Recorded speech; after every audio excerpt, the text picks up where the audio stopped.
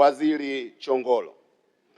La kwanza, wamenipa ujumbe wakulima wa korosho kwamba pembejeo ya korosho bado haijafika Tunduru na upuliziaji katika jimbo letu unaanza mapema mwezi Mei.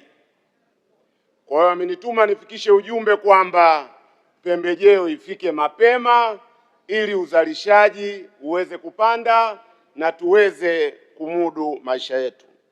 Ujumbe wa pili walionituma wana Tunduru, wamenieleza kwamba mfumo wa stakabadhi ghalani licha ya mafanikio yake bado una changamoto kwenye malipo, na wanakuomba sana Mheshimiwa Waziri, yale mambo mepesi, kwa kizungu tunaita low hanging fruits, tuyafanyie kazi. Kwa mfano, nitatoa mfano mmoja. Wakulima wa korosho mpaka sasa wanakumbana na tatizo la kinachoitwa dormant accounts, yaani akaunti zao zikiwekewa fedha kwa sababu hawazitumii mara kwa mara. Wakienda kufuata malipo yao wanaambiwa kwamba hawawezi kuyapata kwa sababu akaunti zimelala. Mimi ninakuamini Comrade Chongolo, ili unaweza kulifanyia kazi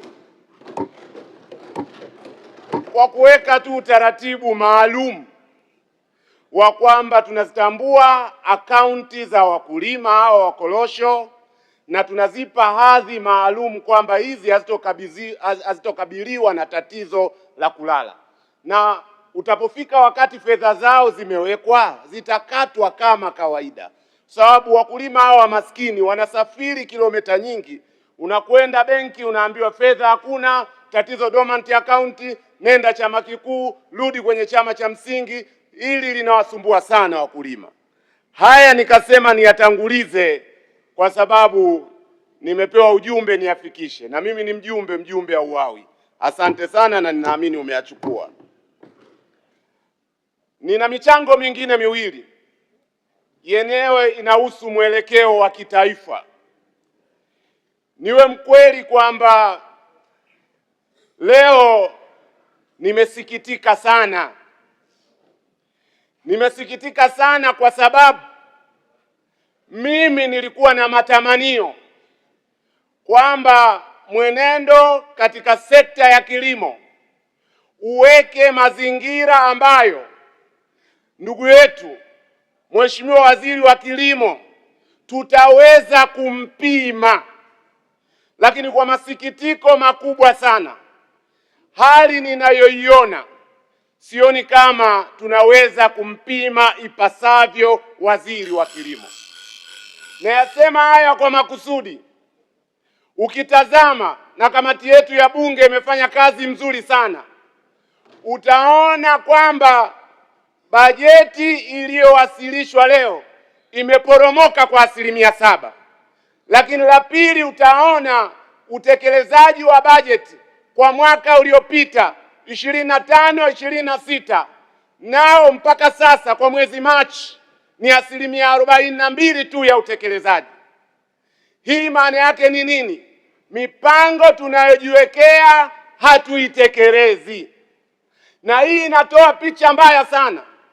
Picha inayozaliwa ni kwamba serikali ya Chama cha Mapinduzi imekitupa sekta ya kilimo na imemtupa mkulima wa Tanzania. Ndio picha tunayoipata, na yeyote anayewatupa wakulima wa Tanzania anacheza na mustakabali na maslahi ya Watanzania. Sasa mimi pendekezo langu, kama tunakuja bungeni tunapitisha bajeti alafu hatuitekelezi, ni bora tuache kabisa katika msimu huu wa bajeti, tusipitishe bajeti ya kilimo mpaka utekelezaji wa bajeti iliyopita ufanyike. Bila kufanya hivyo, zoezi la kupitisha bajeti litakuwa ni zoezi la kinadharia.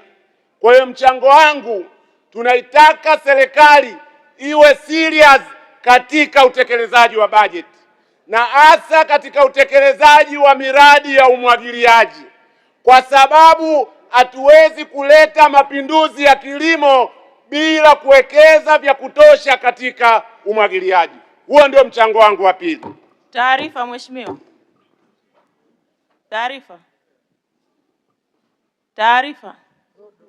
Taarifa mheshimiwa. Mheshimiwa Mwantumu Zodo. Asante mheshimiwa mwenyekiti. Mheshimiwa mwenyekiti, naomba nimpe taarifa mzungumzaji Daktari Samia Suluhu Hassan kwa kupitia wizara yake kwa kuliona hilo kuwa nchi haiwezi kusonga mbele kwenye kilimo bila miradi ya umwagiliaji, licha ya kuwa amepeleka pesa kwenye miradi, lakini amenunua magari 26 kwa ajili ya kuchimba visima ili kusapoti miradi hiyo. Na hivi ninavyokuambia mheshimiwa mwenyekiti, magari yapo site, yameshatoka mkoa wa Dodoma na sasa hivi yamehamia mkoa mwingine na yatazunguka nchi nzima. Licha ya kuwa miradi ya umwagiliaji ipo, lakini na magari yanaendelea kusapoti. Asante mheshimiwa mwenyekiti na kushukuru. Mheshimiwa Ado, unaipokea taarifa hiyo? Siipokei taarifa hiyo. Siipokei, ndio maana nilitanguliza shukrani kwa kamati yetu ya viwanda, biashara na kilimo. Taarifa kwenye kamati inaonyesha kwamba miradi zaidi ya 50 ya umwagiliaji ambayo ilipangwa kuanza haikuanza kabisa, na miradi mingine ambayo ilianza inachechemea. Na haya ninayoyasema yapo jimboni kwangu. Mimi nina mradi mkubwa wa umwagiliaji wa skimu ya Nambalapi, mpaka sasa unachechemea, ilibidi mwezi Januari uwe umekamilika. Kwa hiyo haya tunayazungumza kwa ajili ya mapenzi kwa taifa letu, kwamba serikali iwe serious kwenye utekelezaji wa bajeti. Huo ndio mchango wangu wa pili. Mchango wa tatu na wa mwisho, serikali imefanya vizuri sana kubadilisha sera yake kutoka sera ya zamani ya kuingilia fedha za kwenye mifuko maalum ya uendelezaji wa mazao. Kwenye korosho tuna export levy. Muda wako umeisha mheshimiwa.